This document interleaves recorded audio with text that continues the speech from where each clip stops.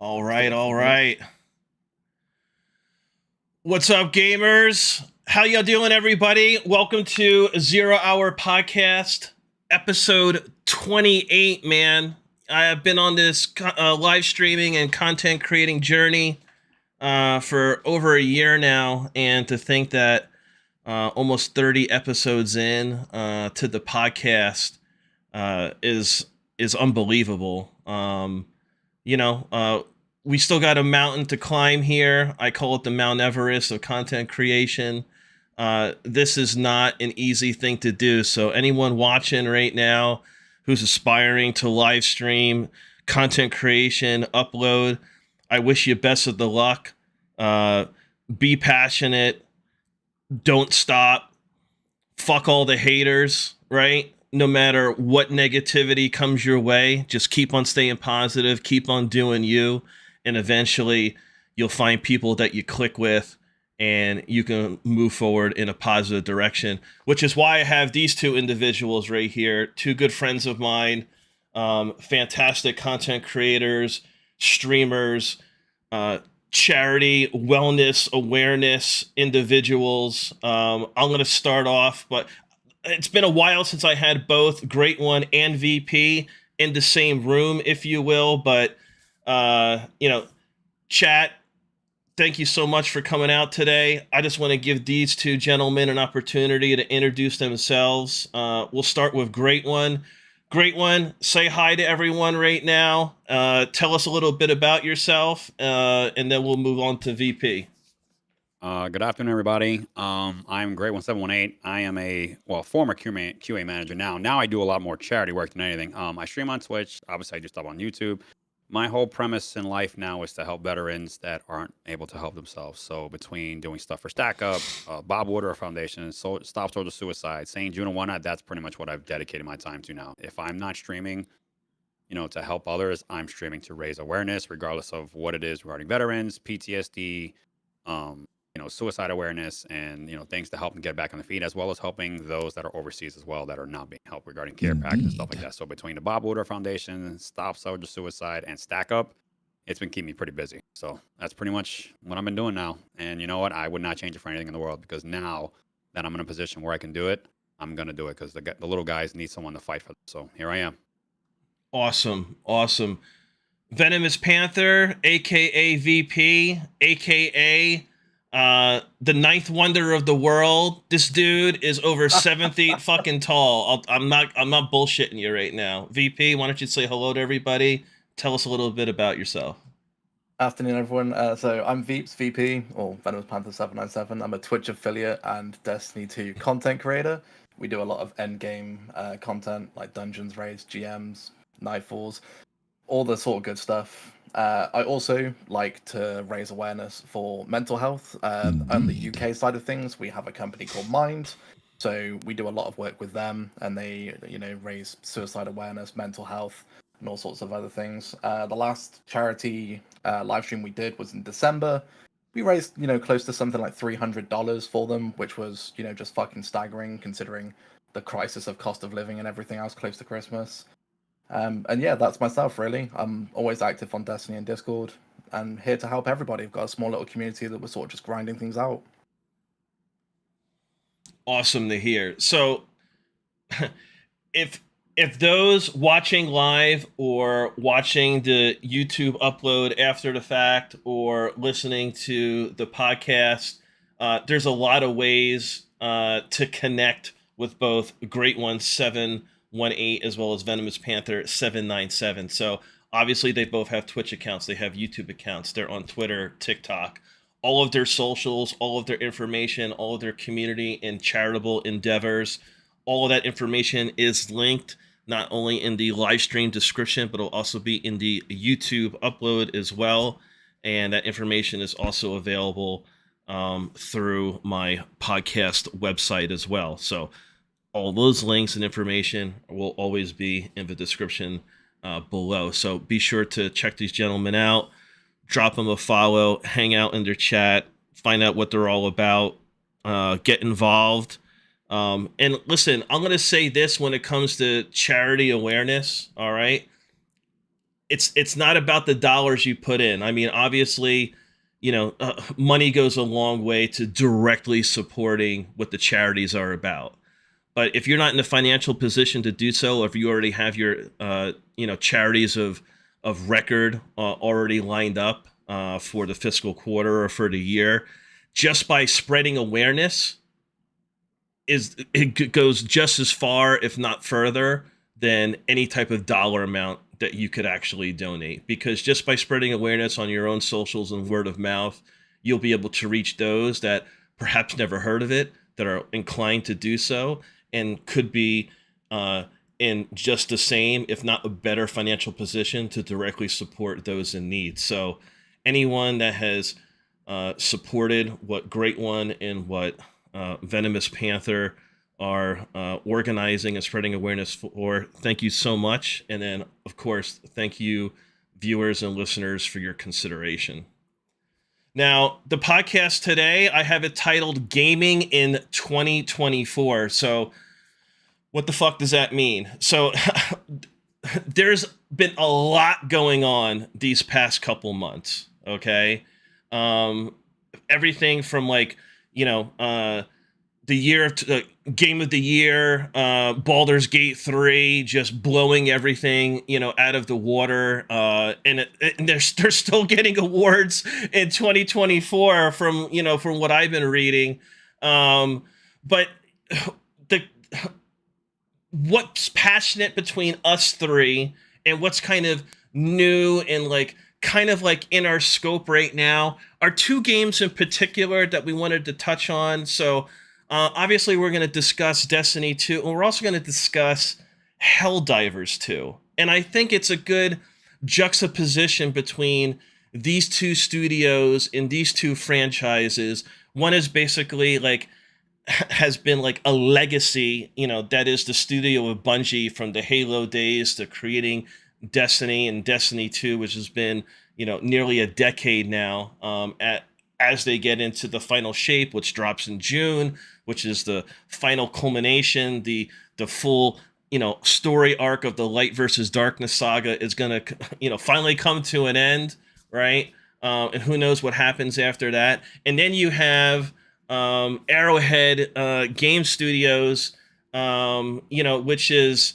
I can't really call it an indie studio anymore because they're published by Sony. But prior to that, and in a lot of ways, they still have that same mentality, right? And coming out with a game like Helldivers 2 with, I mean, just blowing records away for, maintaining player bases, just on the Steam charts. I think they rank number 3 all time. And their concurrent player base is, anywhere from 275 to 350,000 people. It's just unbelievable, right? Meanwhile, you look into Destiny 2, and it's just a couple, 150, sometimes 200,000 people. It's just is the guard changing? So think of gaming in 2024, think of these legacy titles, right? And then think of these new titles that have come to that are now on record right now, such as Helldivers 2. So let's start with what's going on and how that juxtaposition, and what are your thoughts on it. Let's start with VP. How are you feeling about Destiny 2 right now? I know Into the Light content has dropped. A lot of information has come out with TFS. How are you enjoying the new content? What are your expectations come June? And with all that being said, how are you feeling about Helldivers 2 with your experience so far? All right, cool. Into the Light hasn't been too bad. I mean, it's different from what we thought it would be. I know that we've been on podcasts before together as your guest, and we talked about what Into the Light would look like and what it would be, and I expected it just to be a recap of a story for shit that we've done for the last 10 years. But It's a little bit different than what I expected. We finally got the wave defense mode that we have been asking for as a player base for however long. It's been alright. Like, a lot of people don't like the fact it's time gated. A lot of people, would rather have the content now, sort of thing. The new Whisper mission, the rework of Whisper and the Worm, has been enjoyable. I've done that several times in the last week, both on normal and legendary difficulty. If I'm honest, the legendary difficulty is a bit of a breeze, considering, a 20-minute timer, we did it sub 13 minutes, half-assed from start to finish. So it's definitely not as hard as what I remember it to be from like when it first was in. Excited for 0 Hour to come back at the end of April, beginning of May. And also sort of like still into the light, we've got the new Pantheon Gauntlet coming at the end of May as well, or the end of April as well, so I'm looking forward to that. And then the final shape. I don't know where to begin without taking up too much time, so I'll just go with when I first saw the reveal trailer in August, I was probably the same as every other Destiny player that's been playing it for a long time. It's kind of like meh. Like, it didn't really blow me away. It didn't really take me out of the water. It didn't really give me the expectations of what I expected for sort of light versus dark. And then they did like another update this week. I think it was Tuesday. And I was like blown away. I was like, oh my god, what the fuck is this? Like a new subclass that combines light and dark, like new enemy types. In the cutscene, it looked like Zavala was killed, and it was like, holy shit! Like this could be, as good as it's ever been. So they definitely made up for it, having the extended time to sort of do more with the game. I've definitely gone from, I might play it just to complete the story, to I actually really want this now, and I want to play with the new subclass. In terms of Helldivers 2. I'm really sorry for any Helldivers fan here with Liberty and Democracy, but I was not a big fan. I found it just not my cup of tea. I found it quite boring. I didn't really get into the same grind. It didn't itch the same PvE itch that something like Destiny or Diablo has over, the recent months when Destiny's been quiet. So I've played it a little bit. I think I've got myself to like rank 6 or 7, and I've sort of not played it since. And that's kind of where we're at as an overhaul, as like a brief summary. Great one. How about yourself? Oh, regarding, well, me and him are kind of on the opposite. For those that aren't aware, I had the privilege of working on one of Destiny's contents back in the day. It was Rise of Iron. I loved everything about it. And since what transpired at Bungie last year in October, I'll be honest with you, I've uninstalled the game. I pretty much washed my hands with everything Bungie related, just because of the fact that I feel like what they did was extremely unjust to their employers and to their employees and their player base. So for those people that are enjoying Destiny out there, you know what? More power to you. Enjoy the game. I wish them none but success. It's just not my cup of tea anymore. I have no desire to jump back into the game. So you've uninstalled it. You haven't. Absolutely. Okay. Absolutely. The only reason why I haven't burned down what's behind me is because I worked on that DLC, and that was a gift to me that's back there. Regarding the designs, that I have on the wall. Yeah. I'm just wrapped up with Destiny, man. I'll be honest with you. The original core team that was there that made the game great is gone. The number one, the A team that was at Bungie is working on Marathon. And it's only a matter of time before we see what happens with that game. I wish Bungie nothing but the best of luck. Good luck to you guys with your final DLC and everything going forward. You just lost a fan of me for life. I have no desire to play that game. Okay. Nope. Okay. And we're going to touch on that more, right? So obviously with having the game uninstalled, you can't comment on the content with Into the Light. But hey, let me ask you this though. So, I mean, have you watched any of like the reveal trailers for TFS? Have you watched the prismatic deep dive? So like, what are your thoughts on that? Like, so take your feelings for Bungie the corporation away and just look at like what the existing devs are doing right now, which, obviously, like, they're not leadership, man. You know what I mean? Those are dudes and dudettes just doing their fucking job, trying to, So I got code a a chance. cool game. You know what I mean? I got a chance to catch up on Destiny 2 Showcase. I've Yeah. seen their trailers. All my friends that are like, getting back to it, hey, great, maybe we should check this out or whatever. So I got a chance to watch it. I'm not gonna lie, it looks fun, but at the same time, though, some of it looks rehashed. Okay. So I'm going in with the mental state, and this is pretty much how I go with everything going forward. Just because the way I'm so, I was QA manager, so Yeah. I've dealt with the ins, the outs. What they're doing with this game right now in their player base, I'm going in with the mentality of cautiously optimistic. Okay. Because one wrong move, you're going to have all those fans regurgitate everything that happened before. You know what? This is just a cash grab. You guys are not giving the fans what they want. Listen to the community, this, that, and the third. So I've seen the videos. I watched a trailer earlier. I got a chance to, I watched their showcase where they actually broke everything down line by line. Yeah. They crossed all the T's, they dotted all the I's. It seems like they're trying their hardest, but here's the problem. You went from a 1 to 2 million people player base to less than half that now. Yeah. These fans already moved on to everything else. You have Helldivers 2.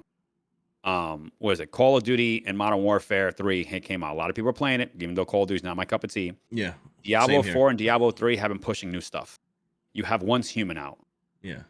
You had Avatar, RoboCop. There are all these other games that have come out that have they've taken place of this game because guess what? The game didn't have any content, didn't have any fresh content. A lot of stuff was rehashed. Patches weren't done. PvP has gone to shit. So there are so many other games right now. Well, wait till the final shape because PvP is going to be blown out of the fucking water when Prismatic gets unleashed, man. We'll see. We'll touch on that. I hope that Bungie goes out on a very strong note. I really do. I said, I've been playing since the alpha. The hell with the beta. I've been playing since the alpha. I worked for them. I've been a huge ambassador for them for a very long time, up until what they did in October. And after that, yeah, I just couldn't. Helldivers. Man. Helldivers. How about a glass of liberty? That game has me doing nothing but spreading democracy. I am here for it. I love everything about that game. For me right now, that game is so I like the third person aspect. I really do. Yeah. I like the third person aspect. I like what they're doing. Dare I say this? As a small studio, Arrowheads has been more transparent and more communicative with us as a community than Fortune 500 Bungie companies. I'm calling you out, Bungie. Yeah. They've been so good about keeping updates done. The CEO literally went on and did a Q&A because he wanted to know what people wanted from the game. Yeah. If that doesn't show you that somebody, pardon my French, they give a shit, this man cares. And that's what this gaming industry needs. We don't need to be lied to. We don't need to be told this, that, and the third. And we sure as hell don't need to be thrown with microtransactions up the ass. Yeah. Because that's the way gaming has gone right now. Yeah. We don't get polished games. We don't get solid builds at a beta or an alpha. We are the play testers now, and we're not getting paid for it. I love what Arrowhead Studios is doing alongside Helldivers 2 because they are keeping us updated. There was a growing trend before I even got the game of Starship Troopers. I did not have any connection to it because I never played Helldivers 2. I know what Starship Troopers is because I'm older. I've watched them. I love them. It's a silly ass movie. If you ever haven't seen it, by all means, go check it out. I saw it in I took a date. I saw it in the fucking movies, dude. Okay, that's how old I am. So when I actually got a chance to play the game, I was rated by another streamer. His community came in. They brought the game to my attention. Somebody from the community who ended up being, part of my community now, he gifted me a copy of the game. Nice. On top of donating money so I can do whatever. So I gifted 2 to 3 more copies of the game, and that same person gifted out 2 more copies of the game, one on the day of my official giveaway and 1 day prior because of the fact that he's enjoying the game that much. So that says a lot. Random people I've never met these guys are overseas. They're in your neck of the woods. They're in the UK. And these guys came in and was like, yo, check this game out. We'll have fun. VP's neck. Yeah, that's what I mean. VP's neck. Really. So you know what I'm saying? You and me are an hour away. You're in Jersey, although my PA, girl Kate's in London, I love you, Kate. If you're watching, I love you, Birdie. You know what I mean? So, I should have proposed to you fucking 25 years ago, but that's a whole nother story. Oh my. So for me, the game is scratching that PvE itch. I'm enjoying the game so far. Everybody I played with, it's interesting because we had a conversation prior to us going live, and it was regarding just the way the way the algorithm works. For a game that I never thought I'd be enjoying, there are people in my chat, hey, have you tried this? Have you checked this loadout? Random people coming in, offer advice, wanting to play.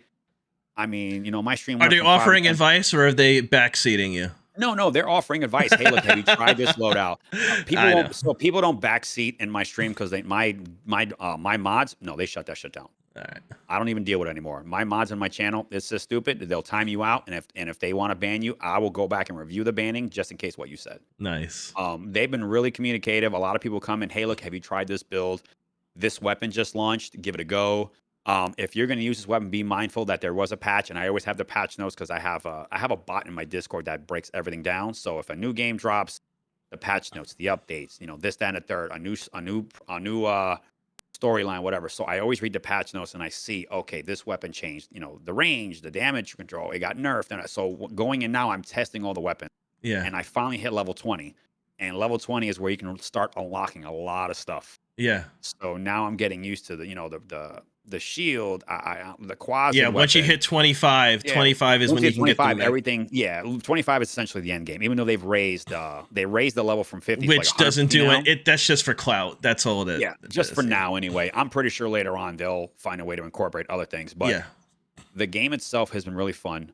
My only issue with the game right now, sometimes there are server-based issues, but you're going to get that, especially from a studio like this. They were a very small studio. Yeah.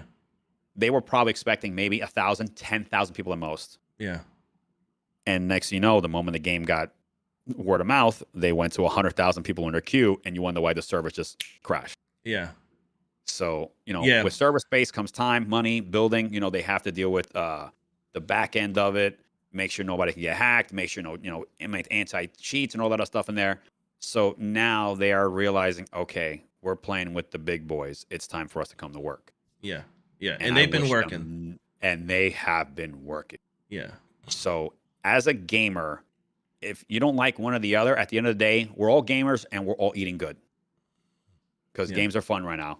Yeah. And this is a time to enjoy gaming. Yeah. So gaming 2024, it's still fun, right? But it's podcasts like this where we look beyond the fun, right? And the number one commodity for gamers, and it's not, even if you're a full-time, part-time, or aspiring streamer or content creator, or gaming is just a passion of yours, you're a 9-to-5er, whether you're single, you family, kids, whatnot, and you're able to log on those X amount of hours, the number one commodity between that entire sphere, that gaming sphere, is time, right? Like, what game are you going to put your time in where you have fun, you get that sense of accomplishment, you're meeting new friends, you're playing with old friends, you have your communities, not just the specific game, the Destiny 2 community or Helldivers 2 community, but perhaps you're in a streamers community, perhaps you have your own community, you're on Discord, you're on the websites, you're doing all the social thing, or not, but your time in that is what gaming 2024 for me is all about. It's the studios that are truly respecting the player's time, right? Now, if you advertise yourself as being a game that's grindy as fuck, right? That has hardcore modes and things like that, then like the writing's on the wall, man, right? But if you advertise a game where it's going to have this type of system and what have you, and you'll get progress, and they promise, we're going to deliver, and then they fail to do that, then that's where a game isn't going to be successful, because you're not respecting the player's time. You're false advertising, you're pulling a bait and switch, if you will. And I'm looking at, like, I want to focus on Destiny 2 and Helldivers 2, because it's not just two studios, but two games that are like juxtaposing each other. You know, you have like this Goliath in Bungie that's been there, done that, you know, AAA progressive studio, right? They're going to go down in the record books as like being truly innovative for what they've done, right? Okay, I mean, obviously you worked for them, right? You have firsthand experience in that innovation, right? And that progressiveness, okay? That's been, and with Destiny 2, like, we're going on 10 years, man, right? Like, I look back upon, I've been on the fucking Destiny bus for almost a decade, man. I can't believe it. I can't believe it, right? And I look back upon it and I'm like, you know, it's just like anything in life. Like gaming, it's such a metaphor for life, right? Like, was it worth it? Was it worth me putting thousands of fucking hours into Destiny 2 and perhaps not valuing my time as much to go and explore other games where I could have met other people and been involved in other communities and vibed a different way? I mean, I don't know. I don't have any regrets, right? But it's just like, it's just something to think about in gaming of 2024. Where do you put your time? Where do you invest your time? What are you getting out of it? What are you looking for? What is the studio promising? Like, these are the questions that are raised, right? And it's like Bungie has a reputation right now of being a roller coaster, okay? Especially through Destiny 2, right? There's the distance between the peaks and valleys is so vast, like you're like you lose your breath every time you start having a conversation about it. Okay, you're laughing with excitement and you're thankful, and then you're crying and you're full of disdain and like aggravated at the same fucking time, right? It's so bittersweet, right? It's so fucking bittersweet. Okay, and then you have the new kid on the block, even though Helldivers 1 was a thing, right? And that had like a niche community, right? And was successful in its own right. But now bring in Sony, right? That is their publisher, and they went from like a over the top style of game, right? to like a third person shooter. And it's just like it's going gangbusters, right? Like it's hit a record on Steam for concurrent players, okay, right out of the gates, okay. And why is that? You know, and you mentioned I think it's the transparency, the respect of players' time, right? When you have the game director, right? I believe Johan Pilestead, okay. When the game director comes out and the studio's slogan, like, he came out and he said, "Don't play the game," right? Don't play the game, because they couldn't fix the server capacity. And although the turnaround time was like 2 or 3 days before they got everything. Oh no, that's amazing. The like, turnaround time for that was very, very well. I mean, from like a technical standpoint, and maybe you can probably elaborate on that a little bit more, was just like, for me, just looking at the patch notes and the turnaround time, and I wasn't even playing during those first 2 weeks, okay? I started playing like towards the end of week 3 into week 4 after launch. I was just like, wow, this is like, I don't recall too many studios launching a game, and when it comes to server capacity and crashes, like responding this quickly, right? I'm sure there's some examples out there, but what Arrowhead has done, and then since in stabilizing the game, has been like, you know, truly respecting players' time. And they've been over the top transparent and apologetic, getting all the information out, okay?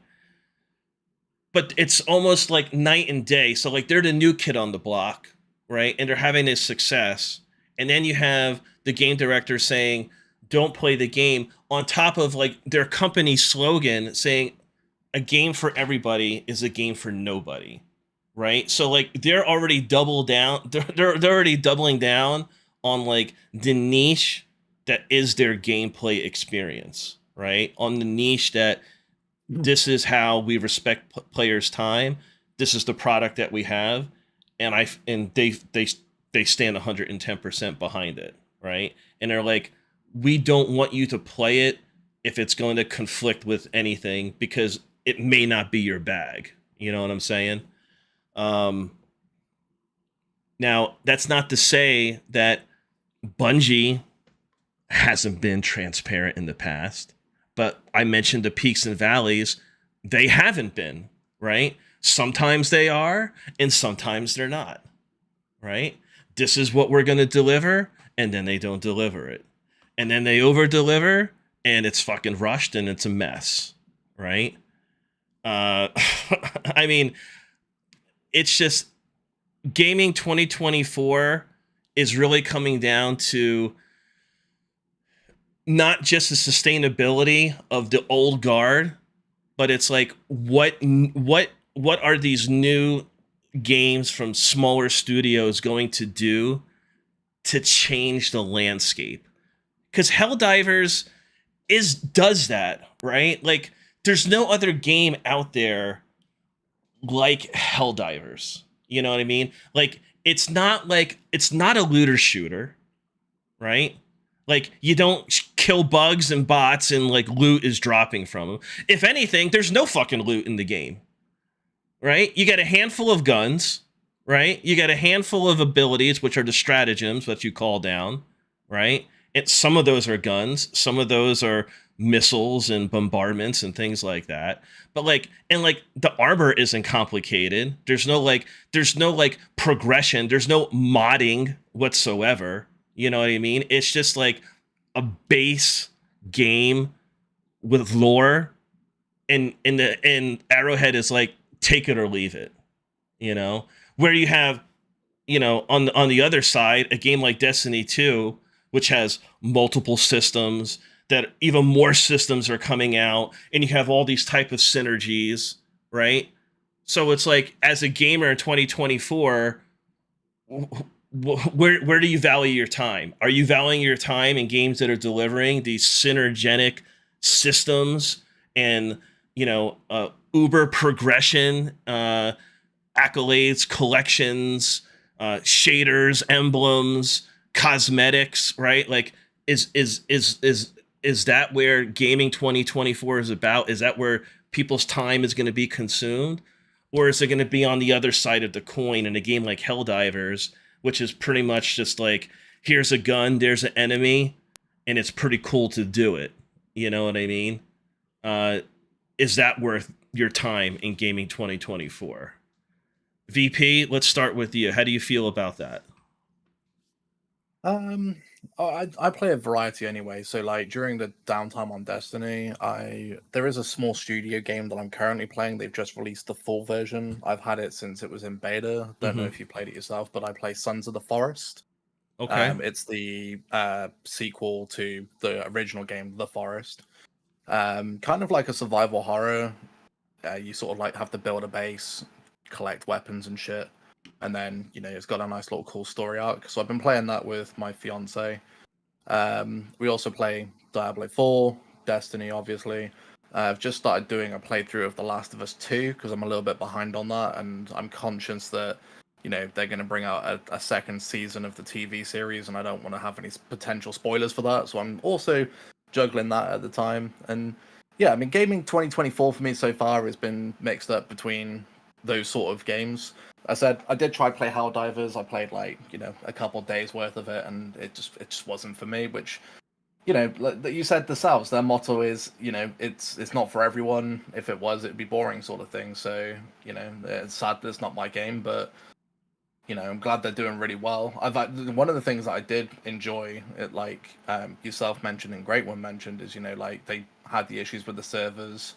The turnaround time for fixing that was fucking insane. Like, I've never seen, you know, in my gaming career, been doing it since I was a wee one with the NES, all the way up through to, you know, now. I don't think I can recall any time in my generation where a game company's turned around so quickly. So it is what it is. It's good. But yeah, 2024 is very much Destiny heavy into the light final shape. I'm still going to play things like The Last of Us. Diablo 4's got a new season coming out today, or if not, very, very soon. There is a couple of games I am looking forward to, though. One of them is around about the same time as The Final Shape, which is annoying, but Elden Ring's got their first DLC coming out June 2021. Sorry, June 21, 2024. Shadow of the Erd Tree. Then we've obviously got GTA 6 coming out 2025. Praise the Erd Tree! My Monster Sakura. Hunter Wilds. So those are the three big ones that I'm looking for. Elden Ring, GTA 6, Monster Hunter are like in my scope right now. Yeah. Until then, it'll be very much Last of Us, Sons of the Forest, Diablo, and Destiny, and just sort of juggle between those. Well, before I flip it to Great One, so aside from yourself, from like, if you put your finger on the pulse of the gaming community in 2024, gaming in 2024, people's time, do you think people's time in gaming is going to be gravitating towards the multi-system progression, kind of like what we've, like these big titles, AAA studios, right? Like, is that where people are really going to be spending their time? Or is it going to be more of like studios like Arrowhead putting in a game like Helldivers saying, take it or leave it, and then with just like basic gameplay and like a fun game loop, attracts a niche amount, which is hundreds of thousands of people? I guess it's just depending on each person's circumstances. I mean, I'm quite lucky. I work part-time, which is all I need to do to, survive in the current cost of living climate. So I've got a bit more, free time. I've got a stepson who, it doesn't require all of our attention, getting to the age now where, wants to go to the park with his friends and that sort of stuff, and does his own independent thing, becoming his own person, wants to explore the world through his own eyes, which is great. So, but on the other hand, one of my moderators and admins in my Discord, he's got 2 kids, he, works full time, so he can only get on at specific times of night, and he can only play for a certain amount of hours. And, so I can see the appeal of certain types of games that are just kind of like, you turn it on, you load in, you've got an objective, you've got a gun, you've got an enemy, that's what you do. I think even though it's great when it's uninstalled, Destiny, he probably feels the same way in this sense. It's like, if you play a game for a certain length of time, it becomes sort of almost like a drug. It's a bit like Hotel California, you can check out anytime you want, but you sort of never leave. I've been playing Destiny for over 10 years, or close to a decade. I've met some wonderful people. I've made some great friends, some great moments, some great memories, and I don't think, as much as I've invested a lot of time in the studio, I don't think I'd ever hate them enough to leave it, because the memories and stuff that I've made in this game far outweighs a couple of mistakes here, there, and everywhere, which almost seems on like a weekly basis. But, I can never replace the community that I've made, and, the moments that I've made and the friends that I've made. So I'm still quite happy to invest my time, but I get, like, the circumstances around October. I think we had Great One on the show at that time, and we went through, like, the firings and stuff. And even then, I was, like, close to done, because, it was fucking horrible, and I hated every minute of it. But it just sort of, it's like a drug. It just keeps bringing you back every single time. And then, like, final shape reveal, and it's just like, I was like, fuck, it's got me. I knew it had me, because I was just like jaw on the floor, drooling a little bit, thinking, oh man, I can't wait to get my hands on the new subclass. So yeah. Wow. But yeah, like, it's just gaming in 2024, just gaming in general just becomes, every time you see a new game, it just gets better. Like, Sons of the Forest is my big one at the moment that I've really like enjoying. I loved the Forest, but like, the build crafting they've done in this, the way that you can shape the buildings, what you can actually do, they've added weapons and all sorts of different stuff, and like, yeah, it's just like the progression from the original Forest, it keeps me busy, and that feels very rewarding in terms of like time put in versus the gameplay that you get. Great One, how do you feel about a gamer's time and a studio respecting a gamer's time in 2024? Well, with the pricing of gaming going up, first off, let's address that. Okay. $70 for a game. No offense, if I have to spend $70 for a game, that game better be fucking amazing. 1, the games aren't getting any cheaper. 2, the cost of living's gone up. If I'm going to invest $70 in it, it better be breathtaking. It literally better make me feel like I'm in the character. Why? I could be doing something else better with my time and spending my money way better somewhere. This has to be worth my time. Yeah. It does, period. End of subject. The game's not fun, I don't play it. That's my one rule. If you're in my channel, if you're in my community, if the game's not fun, I stop playing it. Okay. I'm Well, not loyal to any studio or developer or publisher. I'm loyal to 3 words or 3 letters in a word. Fun. That's what I'm loyal to. Look at Call of Duty. They've remade so many hash Call of Duties. And what did they do? A lot of them weren't fun. They used the name. And the original OG guys remember. Gaming in 2024 has so many opportunities. You know, Cyberpunk got an update not too long ago. What was it? Lethal Company came out. They've done some really cool shit. Fortnite got an update. As crazy as that is, people still playing Fortnite. it's the number one game, right? Yeah, That you and know, COD yeah, and COD, Rainbow Rainbow Six Siege has been getting a lot of Counter-Strike. love. And let me Yeah. tell you, yes, CS:GO 2 came out. So there are so many other games that are, you know, they allow you to come on, especially like what VP was saying. You know, he has a friend that he works, he's got a family, he's got some adulting, Yeah. he's got very limited time. Yeah. You need to make games that are for that smaller player base that can only play an hour or two a day. you Well, know? even so this is what I'm just trying to kind of like puzzle out here. Yeah. Is like gaming in 2024 is when considering and valuing a player's time. Do you think from AAA studios to niche smaller studios, are they going to be putting out games that have like these synergistic, progressive collection shader emblem, yada yada yada type of system, like a systems based game, right? Where you're always Yeah. progressing and it's live service for the most part. Doesn't necessarily have to be, right? Or is it more of like what Helldivers is, for example, right? It's just like, here's the game, here's a gun, go shoot an enemy. I hope you enjoy the world, right? Like Yeah. simple versus complex. Where do you think a player's time is going to gravitate towards, regardless of the price and regardless of like the fun factor? Is the fun going to be in the systems progressive based type of game? Is that where people's time is valued, or is it on the other side of the coin? Time is money right now. So Time is people money. can come on and they can play for an X amount of time and enjoy themselves if they're going to. Okay.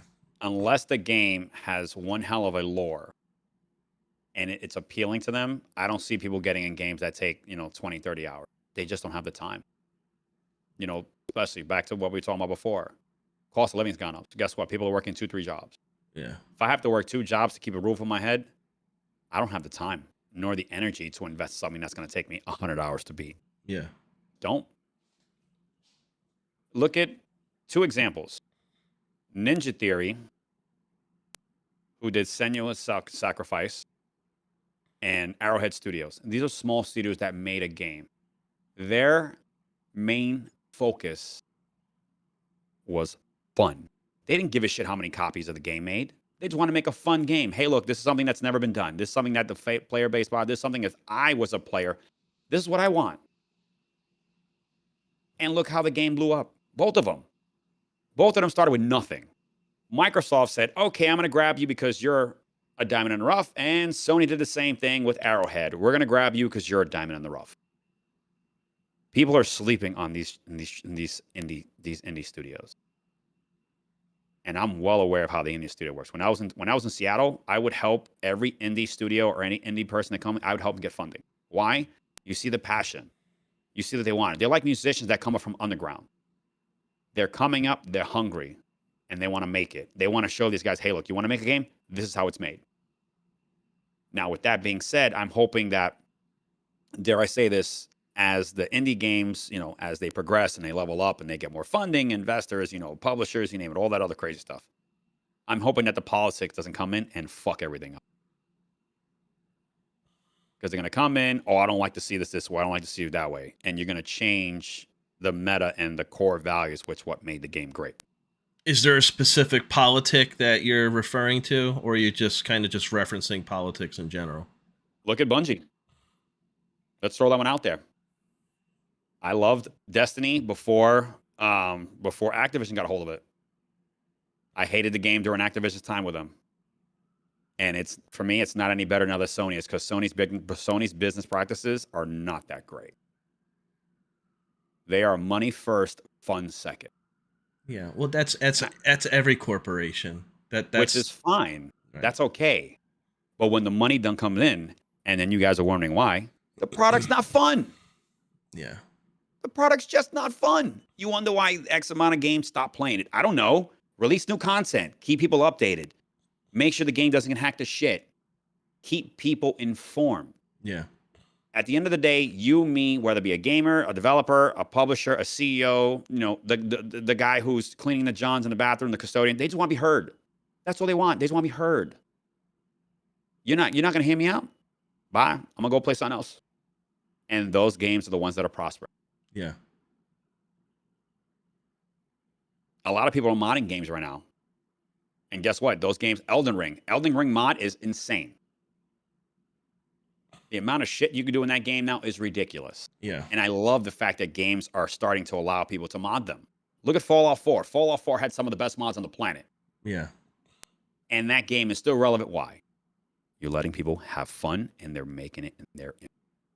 It's funny you mentioned Fallout 4, great one, because I was actually just thinking Skyrim from the same studio, Bethesda. Yeah.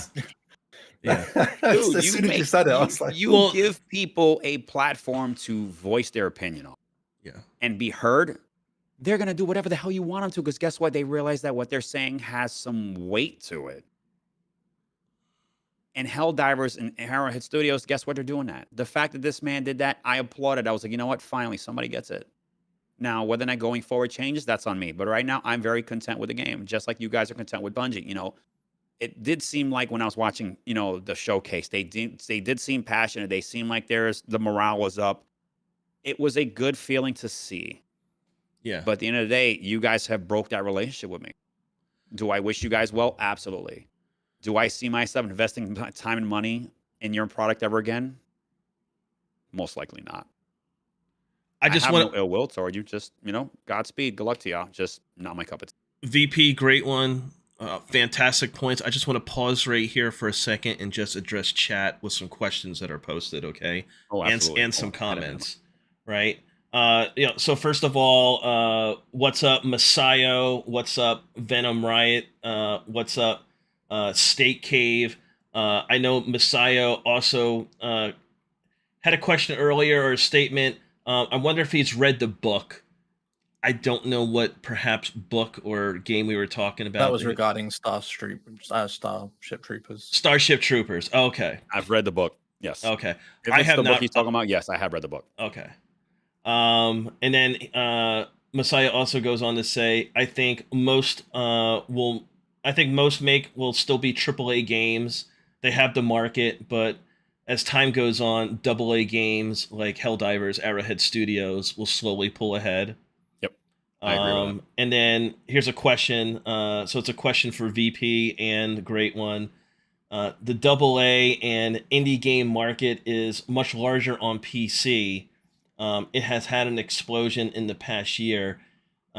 What do you think is the right move for small-time developers to get their games into home systems? Oh, I know how to answer that one, but I'll let VP go first. Oh man, I wouldn't even know where to begin. I mean, small indie studios have definitely seen a rise in like the past year. With like, you know, Arrowhead, a couple of other studios as well. I think a lot of it is really down to the fact that like during 2023 and like the beginning parts of 2024, studios were still culling staff, especially from like the bigger studios. A lot of people lost their jobs. So it's more of a case of like funding, I guess. And also from like another point of view, like social media and internet is definitely helping a lot of the smaller developers and smaller companies. Like people don't want to go into oversaturated categories like things like Destiny, like Call of Duty, like Fortnite.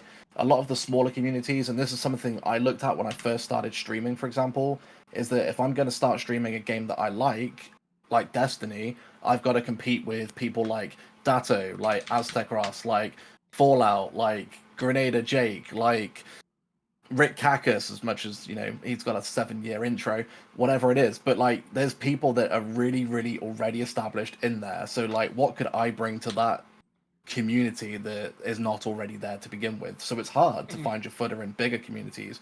So that's why people will play smaller indie games like Phasmophobia, Sons of the Forest. Diabolifall's not really an indie game, but it's a very specific niche market in that terms. So yeah, like I find more traction on smaller games, but then I also lose view counts because, you know, my community is mainly Destiny based, so it's trying to sort of balance everything. That's probably about as best as I can answer it. I'm sure Great One's going to blow me out of the water with this, especially with intensive knowledge from being in that kind of well, that's what he market. does for a living, right? You know what I mean? So to answer, what was the gentleman's name? It is Masayo. Okay, so this was one thing that I got a chance to work on hands-on. So for those that aren't aware, I worked on the Xbox One X, Project Scorpio. Something that they were introducing, and it finally got approved last year, was known as DAP. It's the Developer Acceleration Program. The program is designed to help those indie studios get their title on the bigger platform, i.e. Xbox Live. So the way it breaks down is, at the GDC earlier this year, they announced the Developer Acceleration Program, which aims to empower underrepresented creators and help usher in a new era of originality and storytelling on Xbox. Their aim is to break down barriers for underrepresented creators, delivering access to essential resources and information to fuel their creativity and innovation on Xbox. Layman's terms, they're giving you the tools, they're going to financially back you, they're going to help get your stuff on the platform, and then they're going to take their cut once you make your money. Once you reach a certain plateau, they're going to take their money. They're doing porting. So they're porting your stuff over. They're doing learning with the AI stuff, allows you to, check on builds, check on, anything going on. They're doing prototyping. They're reaching out. So they're actually, going to other companies. Hey, look, this is something we're interested in. This is something you think you'd like to put on our platform. So it's not like they're not doing it. And if you want, I will DM you a link explaining this more in great detail. I had the privilege of working on this on a very small aspect. But however, they were open. That team that was designing that was very open to critique. They were open to constructive criticism. They were phenomenal. Hey, look, if you want to work on this, here's my point of contact, here's my information. They are genuinely trying to give those indie people. When I go to, events like GDC, when I go to PAX, Gamescom, you name it, the indie groups, those guys are so hungry. They go in there, they kick ass, they do their job, and they go home. I've never seen such a passionate group of people that are hungry. And these people lose sleep. This one guy, I've helped him get funding. He would work 16 hours a day on that on top of doing his 8-hour job. This man, and he made it. His stuff's on there right now. You might know his game. The game's Cuphead. I got a chance to meet that man a long time ago. The original designer for that game. Yeah. There are so many people out there that are getting their opportunities. And Xbox is slowly bringing that to the table. If you notice now, guess what? Xbox is working with Sega. I never thought I'd see that. Slowly but surely, these AA and these single A titles are making it. Why? They're producing a more fun product. I'm going to give you an example of one movie that was made with the lowest budget that made a ridiculous amount of money. Ready for this? What the hell was that movie called? Blair Witch Project. Oh, don't get me started. A movie with a $1,000 budget. Yeah. Made hundreds and hundreds of millions of dollars. Yeah. And it's also in the fucking news. They're going to do a Blair Witch Project remake. Yeah. Are you fucking kidding me, Hollywood?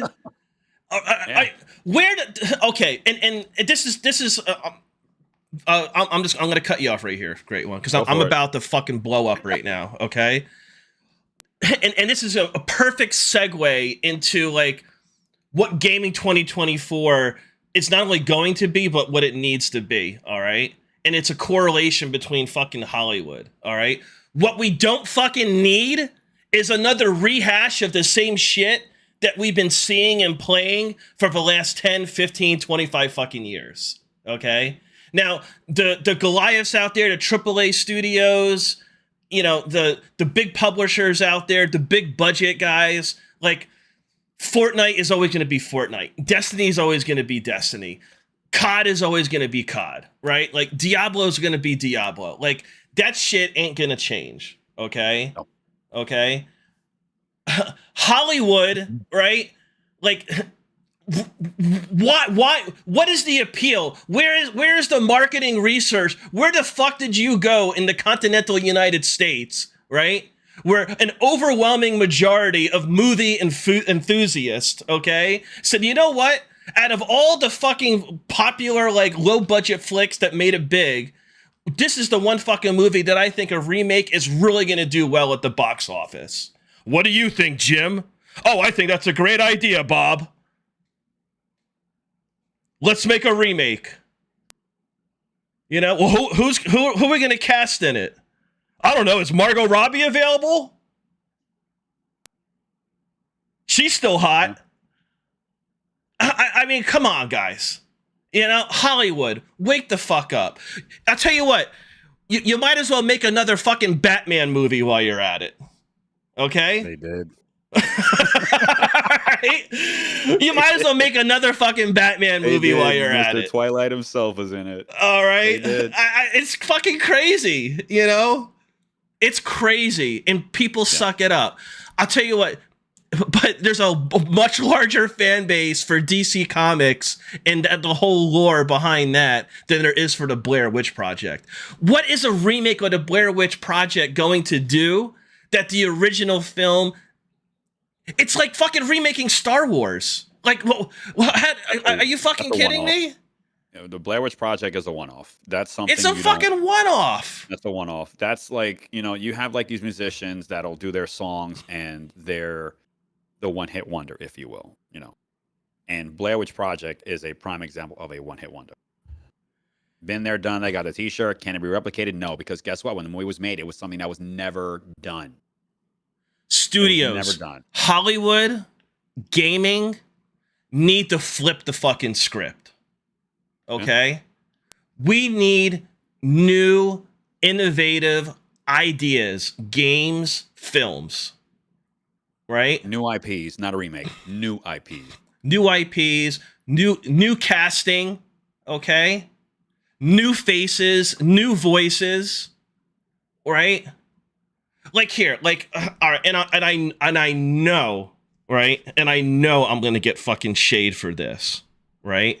But socio-politico speaking, one of the biggest uproars for representation is in the LGBTQ plus community. Okay, that's gonna that there is an outcry for that type of representation to be in every single facet of life, right? Because it is a facet of life, right? But like in existing traditional media, right, that it didn't exist in, they want representation in that.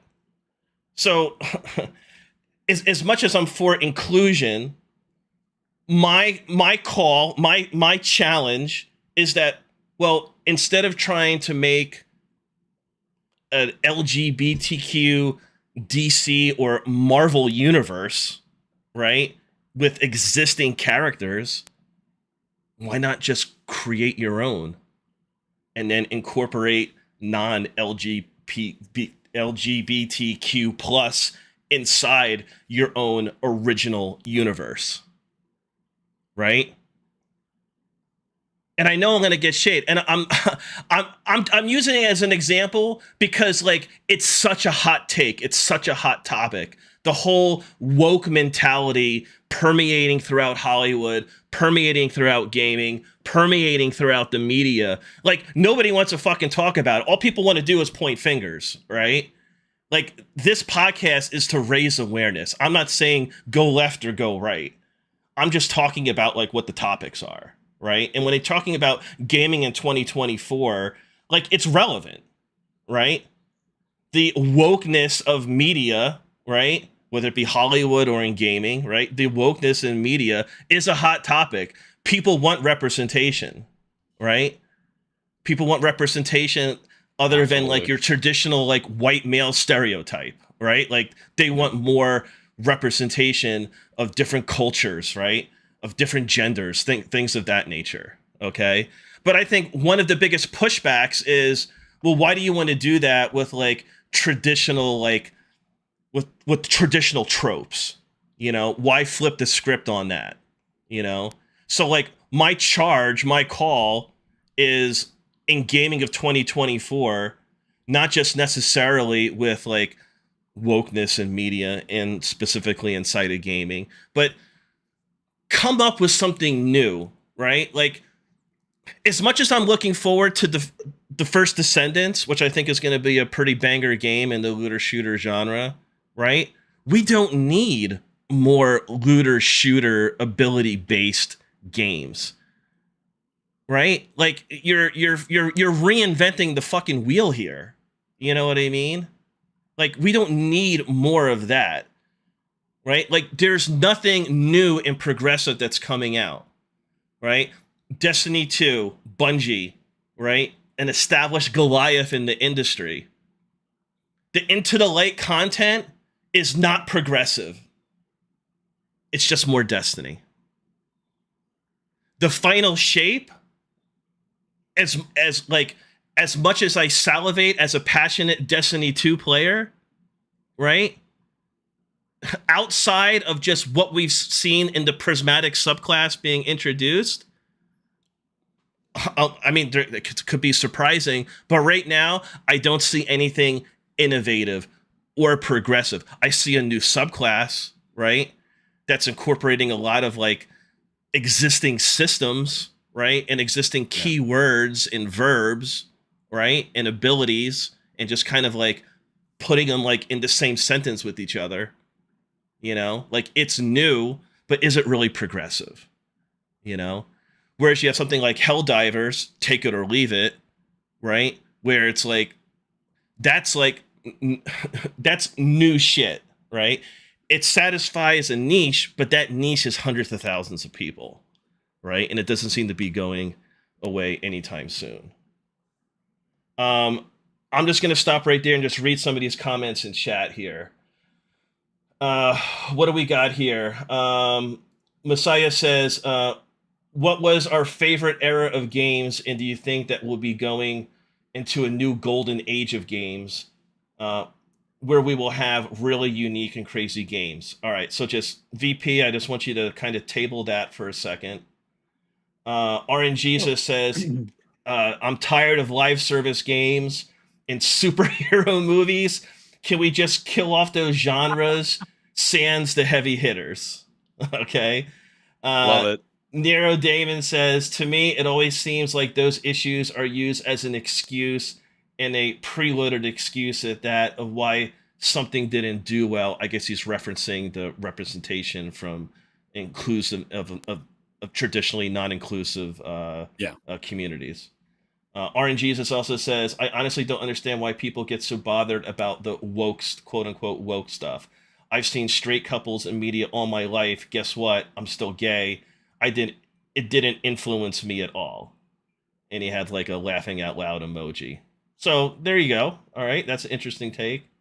Nero Damon says, and it's on all fronts. They will make movies or games with ideas, ideologies, and issues that only fit niche groups. And then when people don't see it, don't play it, or don't want anything to do with it, you're anti whatever the issue is. Okay. And then we have another comment from Dave McDaveface. Sloop, this is exactly what I was saying earlier. Prismatic feels like a cop-out again. We could have had a whole new subclass, but again, it's just the stuff that we have already recycled. So VP, I asked you to table, and chat, thank you so much for the comments. I like to let my guests speak, but definitely type away. We'll get to all of your questions and all of your points, okay? These are all valid concerns and people asking really good stuff. So by all means, keep bringing it in. Yeah. Keep bringing it in. And also we have one more new comment here. First time chatter, Cardzer, let's be honest, while Bungie are trying to reiterate that they're not giving up on Destiny, we know they're going to be putting so much more focus on Marathon as their next flagship game to carry them forward. We've watched the end of their original 10-year lifetime timeline. Yeah. Bingo. Yeah. So we'll get on that. But I wanted to table this to VP because I want to hear from him. Again, this is from Masayo. what's your favorite era of games, VP? And do you think that we'll be going into a new golden age of games where we will have really unique and crazy games? How do you answer that question? What are your thoughts? My favorite era of games. I've always been a huge Legend of Zelda fan. So for those of you who know me, my first game I ever completed was at the ripe age of 6 on the Nintendo Super Entertainment System. It was the original Legend of Zelda. So I've always been a big fan of that type of platform game. Where it's sort of like overhead view, you're playing as a protagonist, trying to save the princess or whatever it is, during that storyline. And I've always been a big fan of that sort of era, those type of games. They really sort of set the standard for, my gaming career, hobby, interest. I've varied through so many different eras of games that are game breaking, that are innovative, that are revolutionary. We see golden ages all the time. For those who remember, with the GameCube and the Resident Evil series, it was game breaking at that time. When the Xbox 360 first launched back in 2006, I believe it was, with Oblivion, the game itself was so fucking beautiful. Like, we were praising the graphics from here to the end of the earth with Oblivion. And then, some years on we had Skyrim, and then some years on we have like all the new shit that's coming out now with like the new processors, the new GPUs, the new power, the new technology with 4K, all the frame rates. And like, I think we're always every year, every 5 years, every decade, we're going to enter a golden era of games. Is the golden age coming in 2024? Man, I couldn't tell you. It depends on your preference. Yes or no? Yes or no? There's no maybe. No. Okay. No. Great one. No. Golden age in 2024. Yes or no? No. Not with AI taking over. As it is right now, people aren't aware. AI is taking over to the point where artists are quitting. They're unionizing. So no, not even nowhere near close right now. Not a chance. Nope. Thank you for coming to help us. No. That's a definitive no. Hello, gamer. What would you like to play today? Would you like to play Destiny 2? Or would you like to play Helldivers 2?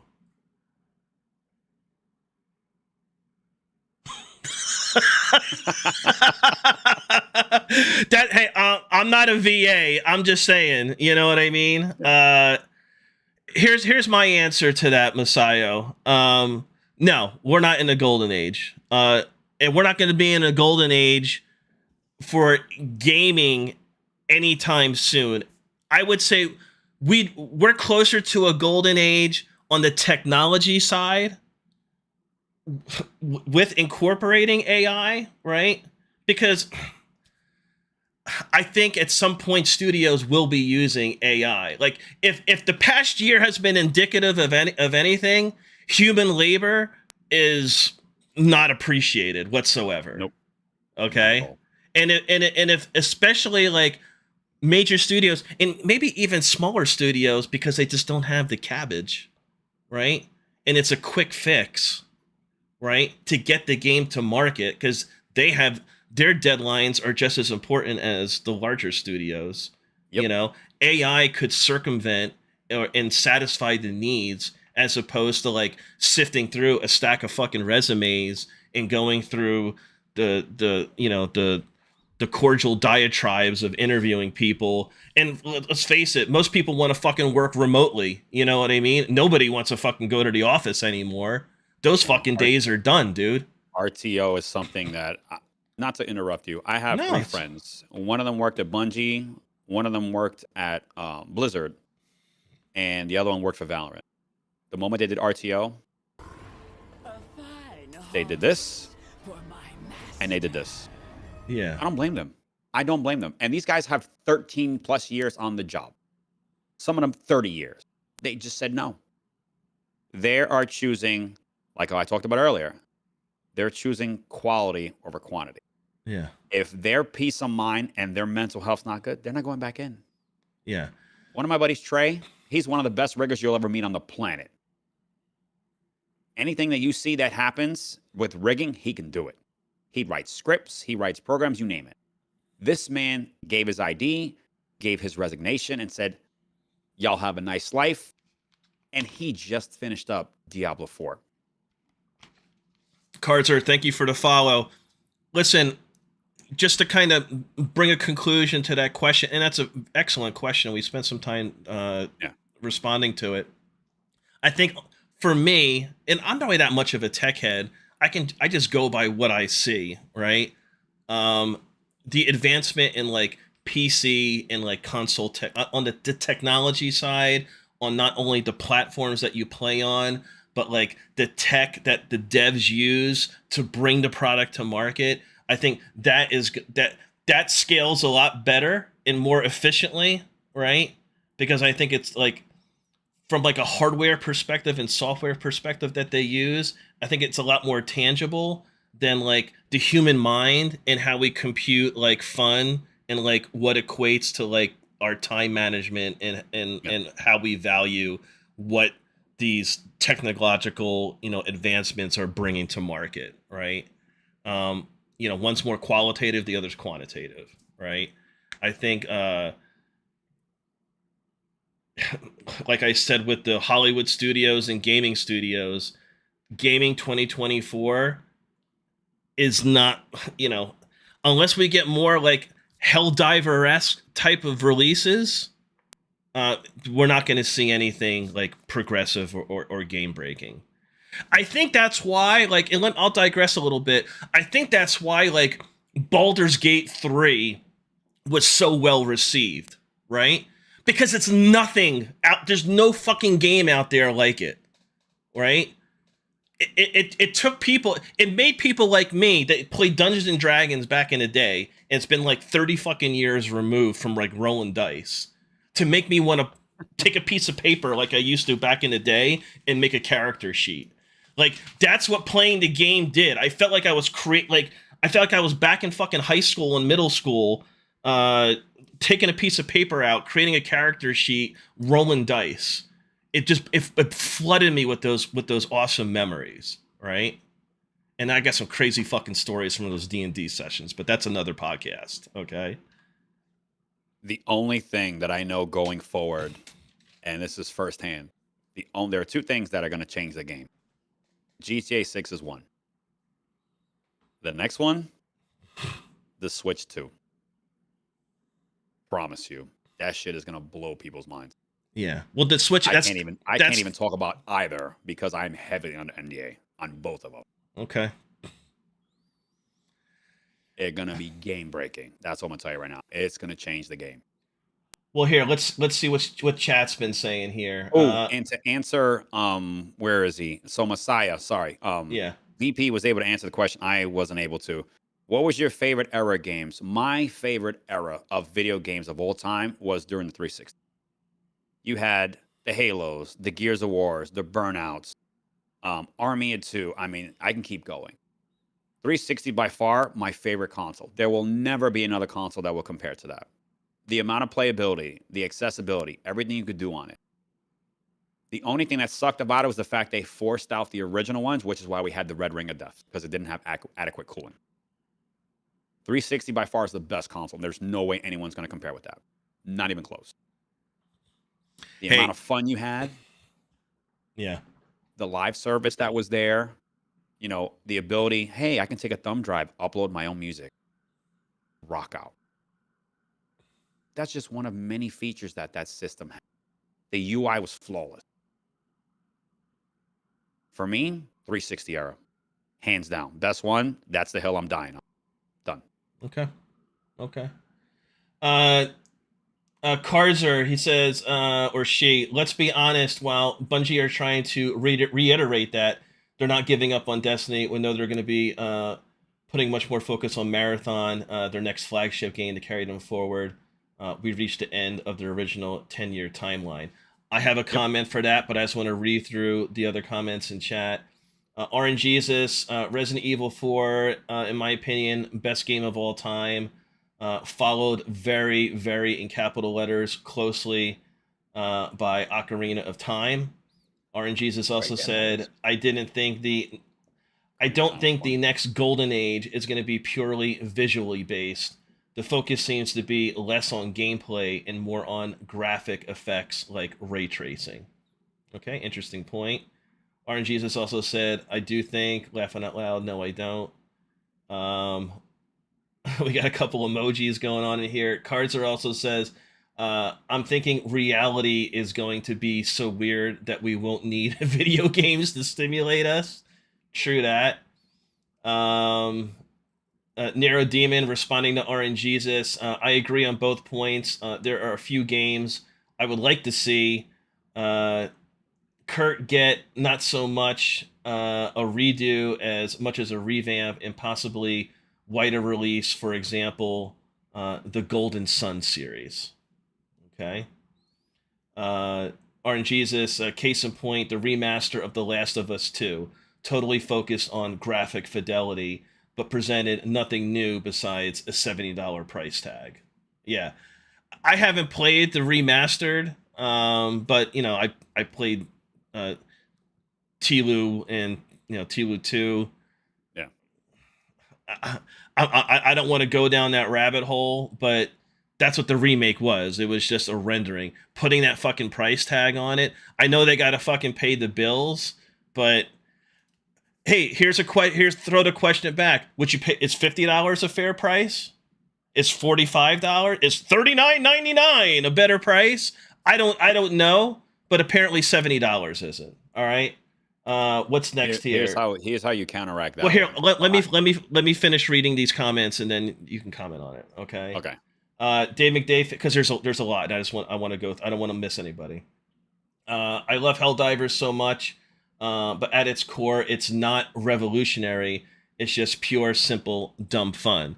Well, that's what's revolutionary about it is the simplicity of it. It's the antithesis of these games that come out with these multiple progression and synergistic systems that we discussed earlier in the program. Karzer also said we can't forget that the indie world of games are still creating their games out of passion than greed, and I'm certain they will always have great options to pursue. Just need to shine more of a light on them. All right. And then, absolutely. Yeah. Here. All right. Well, I'll pause right there, and then I'll read the next two. Great one. You were going to comment. So the only way, so I have The Last of Us 2, and no, I did not pay $70. If you had the original digitally, the upgrade was $10. Now that I could not say no to. I think I had like $12, $13 in my account that got refunded for whatever reason. I spent $10 on it. Best $10 I've ever spent. And I loved the hell out of it. So to do the upgrade for $10, absolutely. But a $70 price point on a new game that has, it's like a Pepsi can. You took a Pepsi can, you went from the traditional red, white, and blue to a blue full can with a logo. It's the same shit on the damn can. You just changed the cover. Yeah. That's literally what you did. For $10, absolutely. That's what I paid. $10 for it. Now that it did a lot with that, with like the older games as well. Yep. So ones that you had originally on PS4, you could get the PS5 upgrade when the console first came out for either free or like a really low price tag. Some of them actually did it free, and they gave you a time frame, which was great. I love that. I really do. Yeah, in chat's saying I the agree. Like, $10 for the upgrade. $70. Yeah, the $10 for the upgrade is. Yeah. See, RNG agrees with me. Upgrade for $10. Yeah. Yes, sir. That's what it should be. Yeah. That's what it should be. Like, you shouldn't have to repay 70 quid for a game you've already paid 70 quid for. That, like, no. Even if you have it on disc, they could just run the disc. Guess what? The disc has a serial on it. They can see the serial was purchased to you. Oh, hey, this person owns it. Let's just give them the upgrade, $10. Here you go. Nero also says exactly. The first game was only a few years old. This is about The Last of Us 2 remake. It didn't make sense. Yes, the graphics are nicer, but nothing changed with the storyline. That's why he mentioned Golden Sun. It was a Game Boy game. Dad, you could add so much more to it while following the story of the original. And then Messiah, I guess this is a comment to what I said about BG3.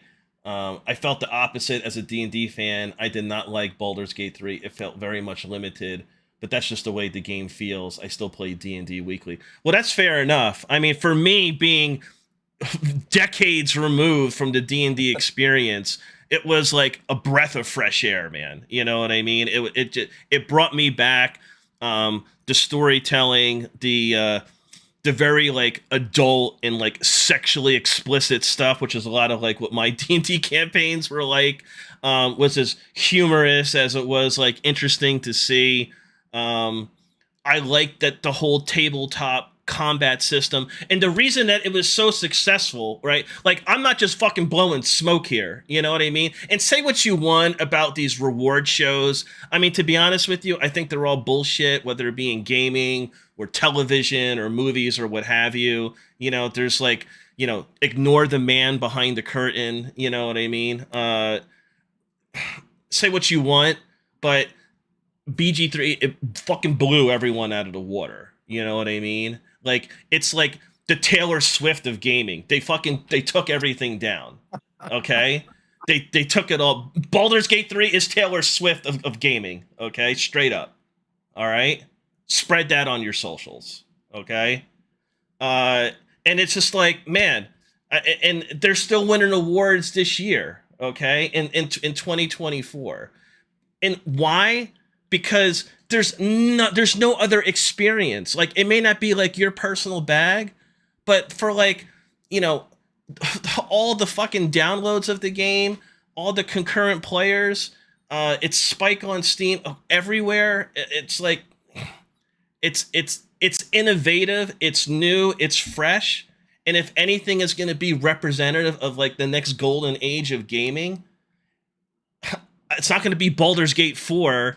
But it's going to be something that brings to market an experience unlike anything else that's out there. And that's what Baldur's Gate 3 has done and continues to do. That's what Helldivers 2 is doing right now. And that's what Destiny 2 wants, but they haven't been able to fucking do that since, like, Forsaken. Okay? And really, the Forsaken expansion was just, you know, a makeup for the horrible launch of Destiny 2 when they did a fucking 180 and like changed everything about the fucking game. Okay, made everything primary based and yada yada yada. Okay, we're not gonna go down that rabbit hole today, but I'm just saying, like, these big AAA studios, like, Fortnite's always gonna be Fortnite, COD's always gonna be COD. Like, there's a niche in a player base for that. They're top of the charts, baby. You know, cha-ching, cha-ching, they're making fucking money left and right. Like, no worries, right? Those player base, they ain't going nowhere, okay? But you want a golden age of gaming, you need more Baldur's Gate 3. You need more The Last of Us, right? You need more Helldivers. You need more Cuphead, right? Fall Guys, right? Like, shit that, like, you can't experience, that it's almost like its own genre creating event, right? Like, that when you have multiple titles that come out, and I'm starting to make an argument for this is a golden age of gaming with everything that I just said, right? You're kind of backtracking a little bit. I'm just kind of like puzzling it out in my mind. I mean, that's what the podcast is about, right? It's just to get everyone's thoughts. But a golden age, I think you would need twice the representation of what we had, not just in the last year, but in the last 3 years, right? For it to be like the golden age. I think you need more of that, as well as something on the technical side, because like coming out with like Xbox X to the nth degree, like, all right, let me just tangent this. Microsoft, what the fuck is up with you naming your systems, man? Xbox One, Xbox One X, Xbox Series, like, it's like alphabet soup, dude. I can't, like, it's the dumbest fucking, who, as a multi-fucking billion-dollar corporate conglomerate, who the fuck is in charge of marketing and, like, naming these console devices? Who's the person? Do you know this person? Do you have a name? Or are you on fucking, what's it called? NDA, and you can't fucking say anything? Like, I can Google that shit if I want to, but I don't want to put anyone specific on blast. I'll let chat do that. Chat, if you want to go and find who the head of fucking marketing for Microsoft and the Xbox Series, go do your homework and fucking tell them SloopGaming sent you.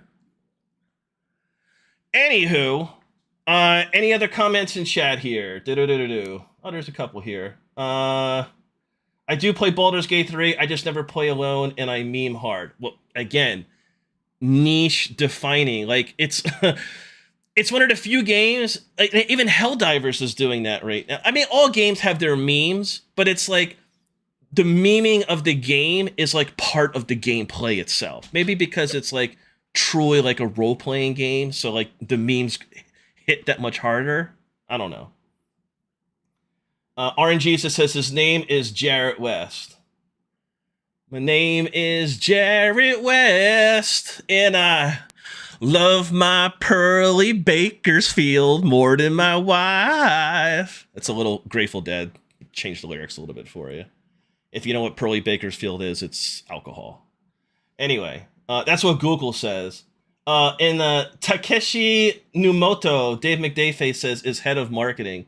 Okay, so Jarrett West and Takeshi Numoto and everyone under your team, you need to get your fucking heads out of your asses, because how you market your products, and I don't give a fuck what the receipts say, you know, it's fucking dumb. That's just my opinion. Okay, moving on. Gaming 2024, I think one of the biggest media events in Gaming 2024 is taking video games and making a series adaptation from it. So, like, recently, just dropping this week on Amazon Prime is the Fallout series. Okay?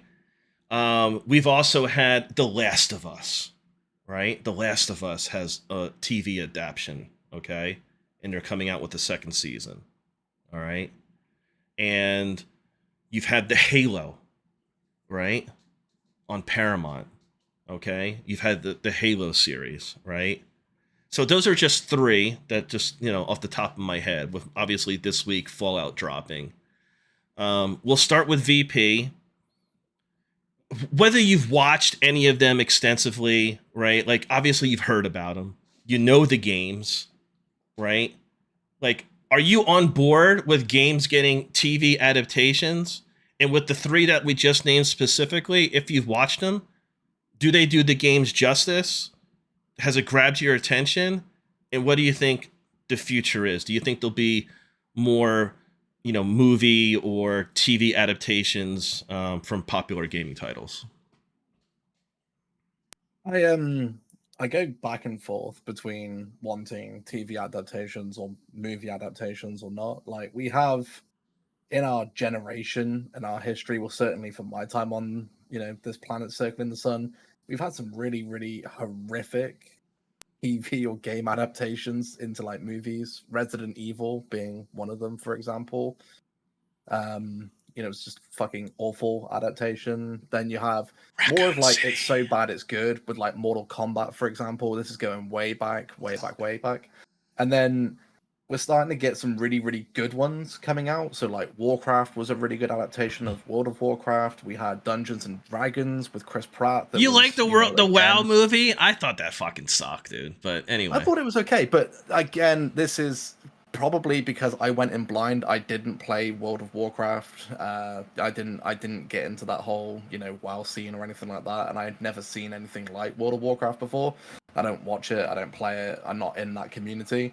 But I thought the movie was okay. Like, I watched it and I was like, you know, it was all right. It's not bad. But, you know, for example, like I played a lot of Resident Evil, and then I watched the Resident Evil films, and it was like, well, this is dog shit. But Dungeons and Dragons, getting back on my tangent with Chris Pratt, was again okay. I really, really, really enjoyed The Last of Us. Like, I thought they did it justice in terms of, like, you know, the clicker scene and all like the other different things they did. I was like, wow, I actually really like this. And I went into it thinking, I'm gonna hate it because I really enjoyed the game. And from history, with things like Resident Evil, Mortal Kombat, and other things, I was like, well, if I enjoyed the game, I've hated the movie. So, but yeah, when I watched it, I was really excited. I liked it. Johnny Cage. Hey, Johnny. I haven't seen the Halo one, and I haven't seen Halo's Fallout, good. so they'll be on my Halo show's to really catch good. up with. It's really good. But the thing one that you have Go missed for was it. Castlevania, which is like it's kind of more anime, but that wasn't too bad either from a game adaptation to a series adaptation. Okay, well, I mean, I'll include anime in that, or cartoons as we used to call them. Great one. Regarding video game transitions into movies, Specifically, Fallout, The Last of Us, and Halo. But you can reference other movies or TV adaptations. if they want to make this right, if you want to follow suit, the current ones are doing good. Before that, Mario, Sonic. If you want to make this movie video game accurate, it has to follow the criteria. I mean, all the It has to be information is there. canon, right? It has Like to be canon. It has to go. You have to take stuff from the movie and the TV show and implement it. I'm gonna give you a great example. So for those that aren't aware, Avatar the movie, you had the blue people. You had 1 and 2. They did a game, Frontiers of Pandora. I loved the game because the game was canon to the movie. When you play the game, guess what? They mention the main story. They mention the main character. They mention the original city. Keeps the person involved. It takes this circle and it fills it. Resident Evil has been done several times. I'm a massive Resident Evil fan. If anyone knows in chat, every time Halloween comes around, I've cosplayed as these people. I've dressed up Halloween costumes. I've played every Resident Evil game on every platform. you do like the nurse with the mini skirt and like the bloody face and stuff, right? Dude, anything that could be done regarding Resident Evil, I've done it. I've dealt with people helping them make movies, TV shows, you name it. Resident Evil as a whole, the game series is great. The movies are absolutely dog shit. Even the new show they did, they're dog shit. They're absolutely dog shit. You have all the source material there. Why are you guys messing this up? Just follow the fucking rules. Look at Sonic. Sonic followed the rules. Sonic was an amazing movie. You like the Sonic movie? I love the Sonic movies. They're amazing. Sonic really, they're doing good. They're making another one. They're making a third one. And guess what? It's going to be great. And what's his name? Being Dr. Jim Carrey? Jim Carrey is brilliant. I'm sorry. He was built for that role. That was his last role, wasn't it? Yeah. That was the last movie that he did with Sonic, wasn't it? Was Sonic. Yeah. He has done a phenomenal job with that role. He understood the assignment because Dr. Robotnik is a prick. Well, Jim Carrey is like one of the most prolific method actors in like cinematic history. You know what He's I mean? so good. He's so good. I'm But Sonic, just saying. Really went behind But that, though, didn't they? Yeah. I hear they're going to do a reboot with Robert Pattinson. A reboot of what? You know how Batman, Robert Pattinson. Now they're going to do a reboot of Sonic with Robert Pattinson.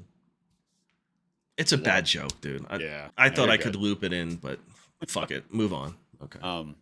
When it comes down to it, though, the 3 that you mentioned, I haven't seen the Fallout one yet, but I know someone who she's one of the community managers. She's one of the community managers on it right now. She's doing temp work, but she was a Bungie community manager, and her initial review, take away from anything working on it was, X, Y, and Z. I'm looking at other people that watched it. They're saying the same thing. I'm like, okay, so clearly she had nothing to hide. So that's the one show I definitely need to watch. Last of Us, I loved it. And by the way, Last of Us 2 is almost done filming. And what's his name? The main guy, the guy who plays Joel. I forgot his name. Pedro Pascal. Pascal. So he's done filming. So we already know if you've played the game, you already know what's going to happen on the show. If he's done filming and the show's nowhere near being done filming as a whole. Well, he got hurt on set, so that delayed things for a while. Yeah. Yeah. But he's done filming, so we'll see what happens if they follow suit. And I ain't spoiling anything, but if you play the game, you know what's bound to happen. Yeah. So my take, chat, is like, if you just want to, I'm an Amazon Prime member, of course, right? So like, I watched the Fallout series, okay, and it's good. It's good. Like, I'm not going to say that it's great, you know. It's not. It's as canon as I think a Fallout series can be, right? Like, it gets its timelines right. It explains the vaults right. But, like, the actual story is, like, its own, like, it's its own story within the Fallout world, you know? So it's not actually taking, like, an actual, like, character, if you just consider, like, your average vault dweller from Fallout, you know? But it's not like from Fallout 3 or 4 or New Vegas or 76. It's not taking, like, a specific character from there. It kind of pieces different lore pieces, like the dog meat. I think that was in Fallout New Vegas, right? So there's, like, a lot of references. And obviously you see, you know, the Brotherhood of Steel is representative.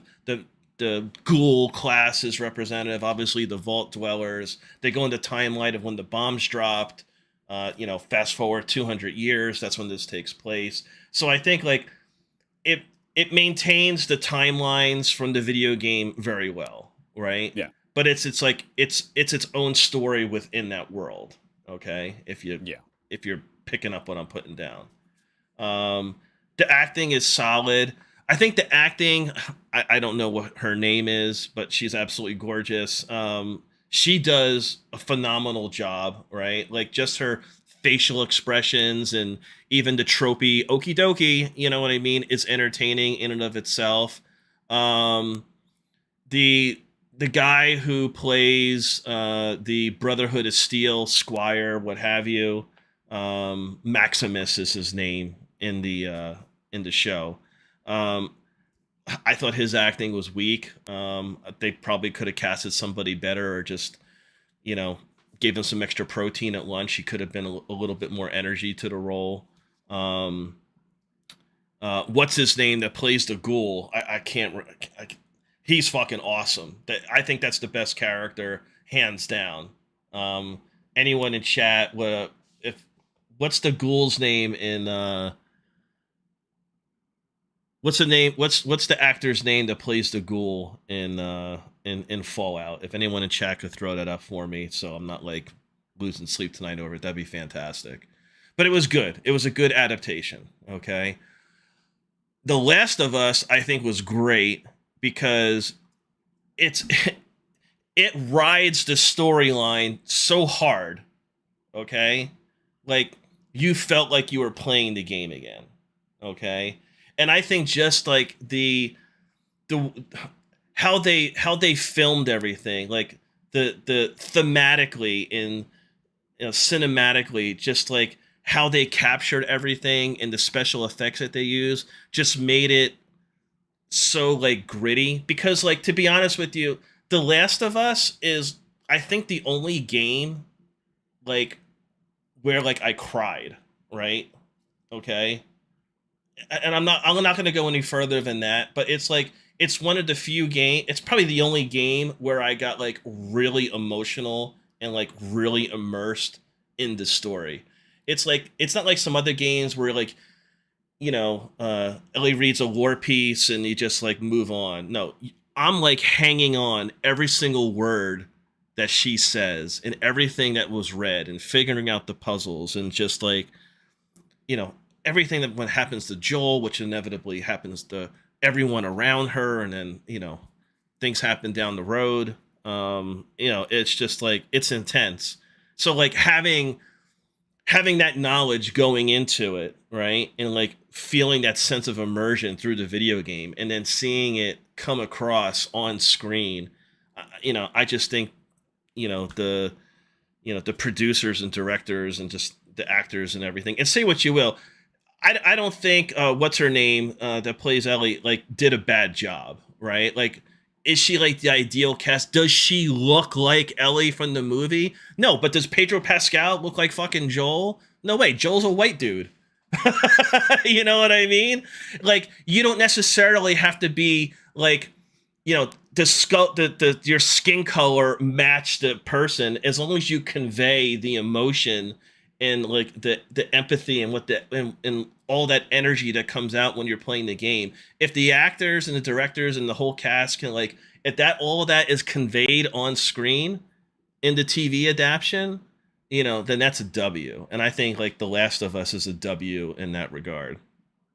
I think another big W is the Halo series. And I know like one of the biggest things is that it didn't necessarily hold true to like the canon of Halo, because I think it kind of jumped story a little bit.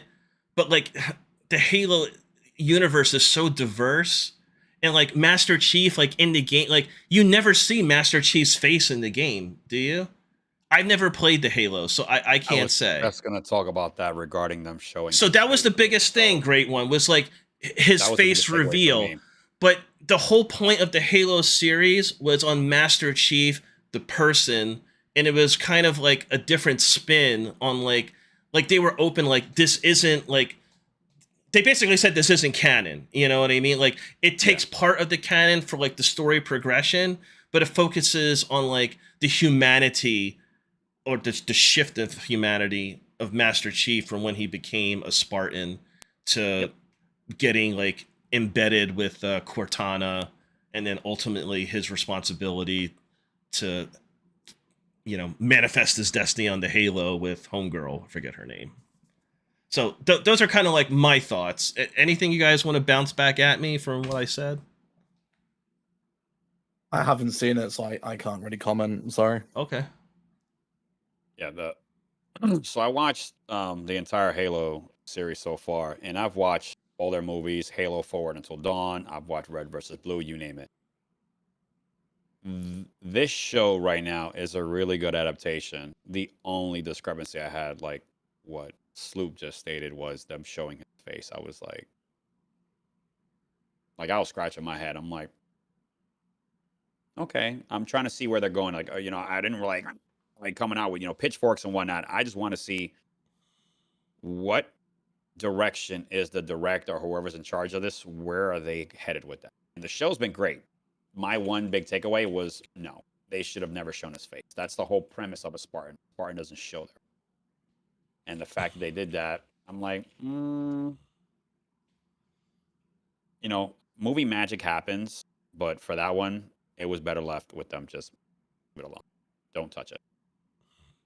That's my take on it. I think it's because like I never played Halo before, right? Like I know the Halo lore, and I'm not ignorant to the fact that Master Chief never takes his fucking helmet off. Okay, yeah. But it's like it's not as if they tried like a bait and switch like AAA studios like they do with their consumer bases. For example, they were upfront in saying like this follows the storyline of Halo, but it's a more of a deep dive into the humanity of Master Chief, and you can't tell a story about humanity unless you show the human being. Like there's more to Master Chief than the fucking armor. And I think like for someone that's new to the lore, to the Halo universe, like I actually appreciated that. I can see both sides, and like I get what you're saying, but like for someone like new school like me, I was just like, oh, that's a real interesting take, A traditional Halo enthusiast thinks it's dog shit, you know what I mean? Oh, could you imagine all the guys that are like, no, what are you doing? I'm supposed to show his face, man. Then you don't watch the show, right? Like that's your choice as a consumer. But it's like for me, I don't know. I think there was a place for it, and I enjoyed it. I think above all, like that's the type of like setting where like special effects and CGI like really come into play. You know what I mean? And just like really like push the story forward. And I just like watching that stuff. Like I was stoked. You know what I mean? And the black guy, whatever his name is, he's always in these science fiction movies, dude. I don't know who he is. He kind of reminds me of like Dave Chappelle in a lot of ways, right? He has that kind of like that demeanor to him, and he's like a real prolific actor. And I apologize, I can't remember his name, but he does a fucking great job in it, man. Like, he was really captivating. He was a great character. But I think overall, gaming 2024, those three, right? Fallout, which aired this week, The Last of Us from last year, and then obviously, now there's going to be a season 3. We have 2 seasons of Halo under our belt. I think they're all good, right? And I would put The Last of Us and Halo, for me personally, being great. Not to say that Fallout can't hit great in my sphere. Like, the next season could just be absolutely ridiculous, and I'm like, hey, let's go for it. But I like what I see. I think gaming 2024, the way the studios have worked with with these production companies, has just been fantastic. Yes, no? Valid point. Very Okay. valid. Okay. Yeah, I agree. I mean, I definitely feel that movie adaptations are getting better, especially from our original generation, what we said about Resident Evil and stuff. So Yeah, They're finally getting it. I just don't want to see... on my list, I'm definitely going to catch up with Halo, and I'm probably going to catch up with Fallout as well, just so that, Yeah. give it its equal opportunity. I still need to complete Last of Us 2 before I go back to season 2 of that, so I'll hopefully get that done before that comes out. Well, here's another question I got for you guys. All right, and VP, you can start. When a series comes out, like Fallout got released, and like I think there's 8 episodes. All 8 episodes were available. Would you rather have all 8 episodes drop on day 1, and you either like omnibus them or like spread it out at your leisure, or do you like to be forced to wait every week for the next release? I personally am not a huge fan of weekly stories. Purely just there's a lot of reasons. A lot of it's just timekeeping, forgetting, whatever. And then the issue you have is spoilers. But then I guess you could say the same for, if they all drop and a creature in the basement watches all 8 on day 1 and uploads it on Facebook or whatever, it gets spoiled anyway. But I'm world's first Fallout watcher. Someone tweeted that. I like the option of just, I guess, watching it in my own time. If they're there and I want to binge watch 8 hours, great. If I don't, then it's my choice. Like, you let the consumer choose if they want to watch all 8 episodes, or one a night, or one a week, or whatever they want to do, whatever their schedule allows. Great one. I think actually, when Last of Us came out, they released all of them like the same time, and I think I binge watched 4 episodes one night and then finished off the season like the night after because I was so hooked. Yeah, Halo is week to week. We'll watch something before. Yeah, we was like, we'll watch this before we go to bed, and then before you know it, it's 3 a.m. in the morning, and you wonder how the fuck you've gone through 5 episodes. Oh, dude! I just got over insomnia, and then Fallout dropped. I slept like fucking 6 hours the last 2 days, dude. All right, so I have a 2-part answer. One is the consumer, and one's the developer. As a consumer, I'm here for it. Why? I want to watch the show. I.e., perfect example, Cobra Kai. Netflix drops it first of the year. Here you go, guys. Here's all 20 episodes or all 10 episodes. Enjoy. As a fan, I'm here for it. Why? I need answers. I don't want to wait every week. A la Game of Thrones. Where they release every week. But guess what? If you make a show that great and you leave such a spoiler, you're going to have the people, oh my God, I need answers. I can't wait to watch that, So as Game a of Thrones consumer, is awesome. I'm here for it. I'm all about it. Either one works because guess what? I gave you 2 great examples. Now, from the flip side of it, as a producer, someone who's dealt with that stuff, when you deal with that, you have to ration it out, which is why they did what they did. Prime example, the Grand Tour TV show that was on Amazon Prime. I had the liberty of working on the game.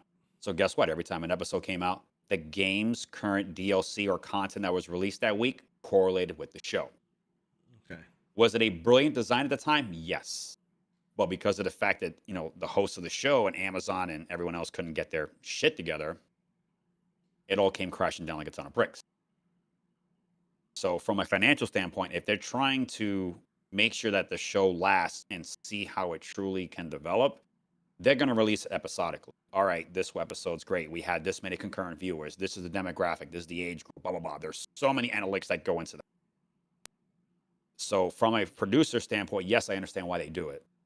They do it to preserve the show, the content. It's no different than Destiny. Guess what? Destiny can drop their whole DLC in a year if they wanted to. They can't. They have to ration it out because you have guys like us that play it 10, 12 hours a day. We hit top tier in the first week. Guess what? You have everyone else that been playing it for months. They're not even getting to that point. Yeah. Same thought process applies. So I'm giving you the A and B. Both of them are good, but I give you where they both stand as why they do it, what they do. Yeah. I mean, for me, I don't give a shit what your marketing agenda is. If it drops on a viewing service like Amazon Prime, Netflix, Paramount Plus, you know, gofuckyourself.com, like whatever it is, okay? I'm paying for it, right? Like the check's already in the fucking, like you've already cashed the fucking check, man. You know what I mean? Give it all to me, drop it all at once, and then let me decide. Right? And I love that. If there's no correlation between, like, if there's no like multiple marketing and things like that, you know, if there's no excuse, right, other than just like withholding it because you're the fucking puppet master, I'm sorry, like I disagree with that ideology, with that marketing, with that business ideology. I disagree with it. Just drop all the fucking episodes and let me watch it. Because I'll tell you what, and VP was very succinct. Spoilers, you know what I mean? The Reddit gremlins, you know, big ups to Reddit, by the way, right? Okay. The Tweeter Xers, you know what I mean? The basement Barry and Bonnies, you know, got nothing fucking better to do except go on the dark web and tell you what fucking Pedro had for lunch before he filmed the death scene and shit, like, you know what I mean? Like, whatever, like, I don't give a shit. I don't care what Pedro had for lunch, you know what I mean? But what I do care about is that I'm spending money on your subscription base. And by the way, like, how many fucking subscription channels are there? It's getting fucking ridiculous, dude. You know what I mean? It's like, that's like another fucking show, and we're going to be wrapping things up here, but it's just like, chat, I don't know how you guys feel, VP, great one, but it's like, you got to pay a subscription for this. You got to pay a subscription for that. You got to pay a subscription for this. Like, it's fucking bullshit. I'm not saying let's go back to the 1950s where we have, like, you know, fucking 6 channels. You know what I mean? You know, or just in the bunny ears and shit. Like, I'm all for free enterprise and capitalism to a degree. You know what I mean? Everyone, you know, representing themselves, but it's like, how many fucking $7.99s or $10.99s do I have to shell out to watch the shit that I want? You know what I mean? I don't know. Yeah. Just some closing thoughts right there. Because like here in the UK, we always joke about we have a cable company called Sky. You're probably aware of it. Yeah. You don't have it over there in the States, but over here it's a prominent thing. And Sky. This is Sky News. Sky's cost was something ridiculous. Like when you add like the sports package, the entertainment package, the movies package, and all the other stuff, you have something like that stuff. Yep. Yeah. So you got like 999 channels. You never watch fucking anything. So you're like, I'll cancel Sky because it's just expensive. You don't fucking need it. And then you'll start paying for like these subscriptions. Like, so in my household, we've got Disney Plus, we've got Now TV, we've got Netflix, we've got the WWE Network, which I watch like the major events like WrestleMania and stuff on. We've got TNT Sports because I watch UFC and MotoGP and some other stuff as well. And then like when you add that all up, it's just fucking cheaper to pay for Sky. Yeah. It's just like what the fuck is all these subscriptions? You got like Amazon Prime. It's just like you got fucking so many. It's like they just need to do an overhaul and just like be like, right, this is your monthly fee of like 70 quid, whatever it is. And then you can access all of these fucking like on-demand services that you want to watch rather than paying $17.99 to Netflix, $10.99 to Amazon, $9.99 to Disney, and so on and so forth. It's fucking crazy. Yeah. Well, hey, gaming 2024 0 Hour Podcast, episode 28. We're going to be wrapping up right here. I think we had a great discussion, guys. Great. A lot of great points were raised, not just from my esteemed guests, Great One 718 and Venomous Panther 797, but chat. Thank you so much for hanging out with us today. Thank you so much for the follows. If you're following SloopGaming, you'll be following VP. You'll be following Great One. I know it's been some time since I've put 0 Hour on a weekly basis. I've taken a break from it, but just having this type of like participation in chat is definitely inspiring for me to have these podcasts, more regularly. I don't necessarily think I'm going to be doing it every week, but I think within my schedule, definitely, twice a month, I think it's something that I can manage. So we'll definitely try and get another one, if not next week, the week after that. Whether I have a guest on, multiple guests, or I run it solo. So just keep notifications on for that. Of course, those announcements are always in the Discord as well. So we're going to wrap it up right here. Great One, VP, whoever, I'll leave it up to you guys. Whoever wants to start, what are your closing thoughts on gaming in 2024? Whatever outro, and then you can pass it to the next person, and then I'll bring us all home. VP, you want to do the honors? I was just. I'm always one to blab first. I'm like, okay, you know what? There you go. Let's start with VP then. Okay. Gaming in 2024, it's definitely been a better experience so far in the first quarter than it has for most of 2023. Obviously, it seems like the job losses are down to a minimum now, which is great. Obviously, love that for the industry. We were a bit concerned for most of 2023 and beginning stages of 2024, so it's good that it's settled down. Again, super excited for the new content for Destiny. I think I'm always going to be stuck in that Destiny teat, unfortunately. Bungie has me in a chokehold, and it's like Hotel California over there, and just can't leave.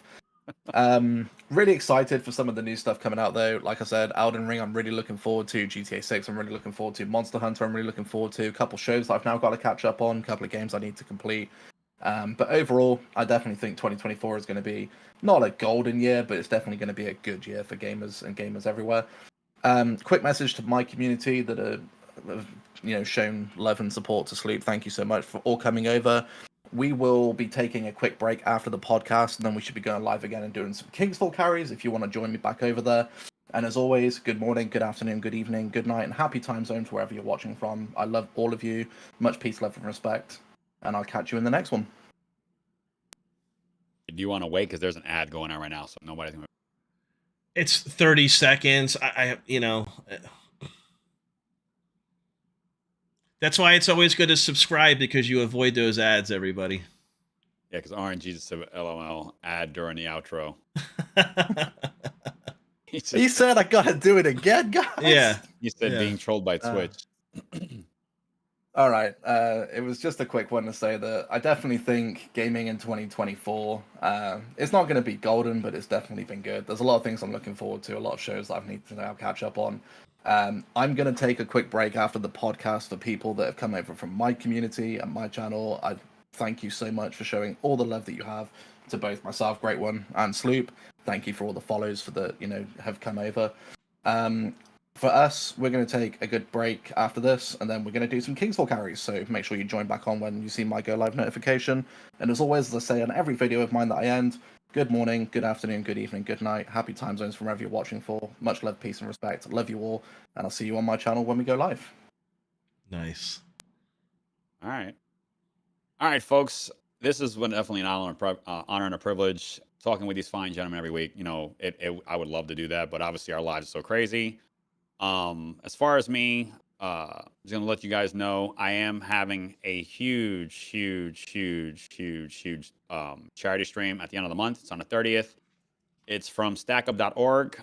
My goal is $1,000. The goal is to help veterans. Stack Up helps veterans and those that are serving overseas. So what I do is you sponsor them, send them a care package, let them know they're not alone. Because a lot of guys out there, they're fighting for things they don't know of. So be sure to check everything out on my channel at Great1718 on all socials. It goes live on the 30th. It's going to be about a week long. All the proceeds that I'm doing from my merch store as well, so be sure to check out my merch store, are going towards that. I'm not getting a single dime from it. Everything that I'm getting from my merch store is going towards the charity. I don't have any reason for it. I'm spreading awareness. I want these people to be helped out, and I'm donating even my winnings, if you will, towards it. So be sure to check out my socials at Great1718. At the end of the month, it's Stack Up on the 30th, and in May, I will be doing something for the Bob Woodruff Foundation as well. And these guys are heavy hitters. They definitely want to help people. They help veterans. They help unemployed people, people that are disabled. Anyone you can think of, they help people around the world, and they're a huge organization. So be sure to stay tuned for that on my socials at Great1718. Other than that, Sloop, it's been a pleasure. VP, we definitely need to catch up. I'm glad I sent you the friend request. That way I can keep in contact. Thank you so much for everybody. Everybody from my community came out. Mama Dukes, Christina, and everyone else that hung out. This is always something that we definitely need to find a way to do this at least once a month and cover random stuff.